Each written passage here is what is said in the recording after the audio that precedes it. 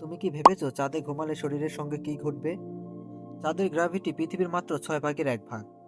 তাই তুমি ঘুমানোর সময়ও হালকা ভেসে থাকবে। কোনো বিছানার চাপ নেই, তাই শরীর ভাসছে মনে হবে। এমন অনুভূতি একদম নতুন, যেন সবকিছু স্বপ্নের মতো।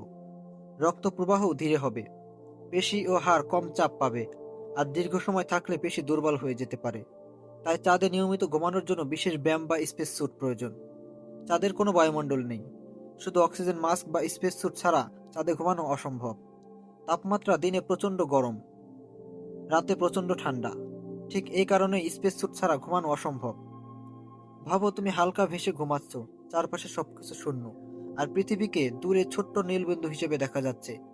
সত্যি এক নতুন অভিজ্ঞতা যা পৃথিবীতে কখনোই সম্ভব নয়। চাঁদে ঘুমানো শুধু শারীরিক নয়, মানসিকভাবেও ভিন্ন। হালকা ভেসে থাকা, নীরবতা আর নিসঙ্গতা সবই মনে করায় মহাকাশের বাস্তবতা।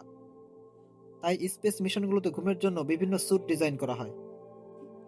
বন্ধুরা, তুমি যদি চাঁদে ঘুমাতে তাহলে তোমার ঠিক কেমন অনুভূতি হতো কমেন্টে অবশ্যই জানাবেন। আর ভিডিওটা ভালো লাগলে অবশ্যই একটা লাইক দিবেন। আর এরকম ইউনিক ভিডিও পেতে আমাদের ইউনিক জ্ঞান বাংলা চ্যানেলটিকে সাবস্ক্রাইব করে রাখবেন।